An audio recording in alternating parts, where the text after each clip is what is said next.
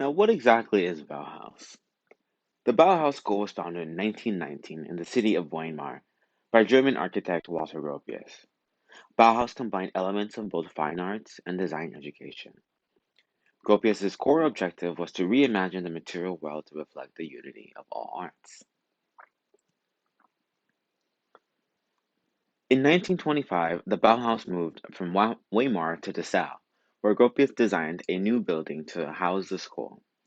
This building contained many features that later became hallmarks of modernist architecture, including steel frame construction, a glass curtain wall, and an asymmetrical pinwheel plan, throughout which Gropius distributed a studio, classroom, and an administrative space for maximum efficiency and spatial logic. During the initial courses, the idea was to instill the theory of Bauhaus. The introductory courses were often taught by three visual artists: Paul Klee, Vasily Kandinsky, and Joseph Albert. This quote I heard from the Bauhaus Spirit documentary sums it up pretty well. The idea behind this is that there is an internal unity of beauty between the cosmic and human planes, and that art is the implementation of the harmony between people and matter.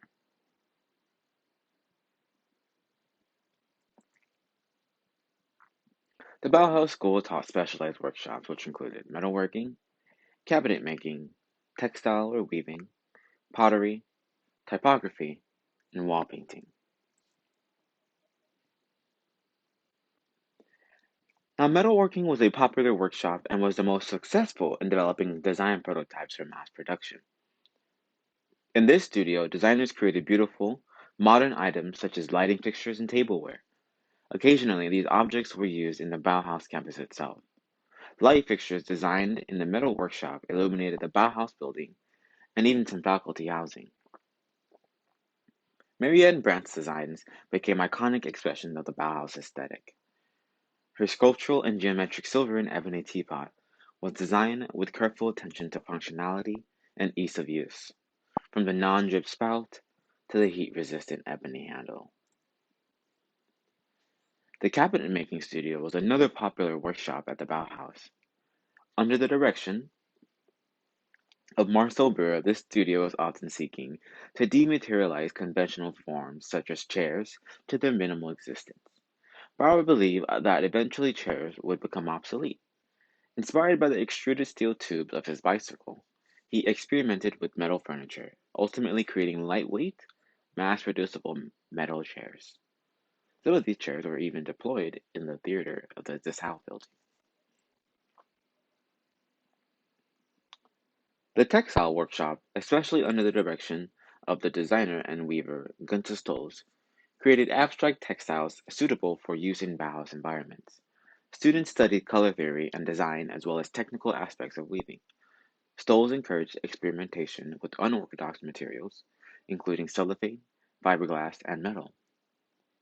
Fabrics from the weaving workshop were commercially successful, providing vital and much needed funds to the Bauhaus. The studio's textiles, along with the architectural wall painting, adorned the interiors of the Bauhaus buildings, providing polychromatic yet abstract visual interest to those somewhat severe spaces. Now, my favorite studio, the typography studio, although it was not initially a priority of the Bauhaus, became increasingly popular under Moholy Nagy and, and Herbert Bayer. At the Bauhaus, typography was conceived as both an empirical means of communication and an artistic expression with visual clarity stressed above all. Typography became increasingly connected to corporate identity and advertising.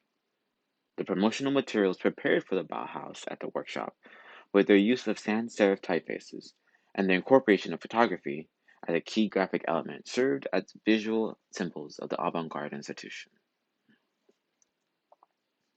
The increasingly unstable political situation in Germany, combined with perilous financial conditions at Bauhaus, caused Mies to relocate to the school in Berlin in 1930, where it operated at a reduced scale. Now, during the turbulent and often dangerous years of World War II, many of the key figures of Bauhaus emigrated to the United States. where their work and their teaching philosophies influenced generations of young architects and designers. Brower and Gropius taught at Harvard. Joseph and Annie Albers taught at Black Mountain College, and later Joseph taught at Yale. Mahalinagi established a new Bauhaus in Chicago in 1937, as pictured on the left. Mies van der Rohe designed the campus and taught at the Illinois Institute of Technology. Thank you for listening to my presentation about Bauhaus. I hope that you all learned something new today, or at least saw some cool photos.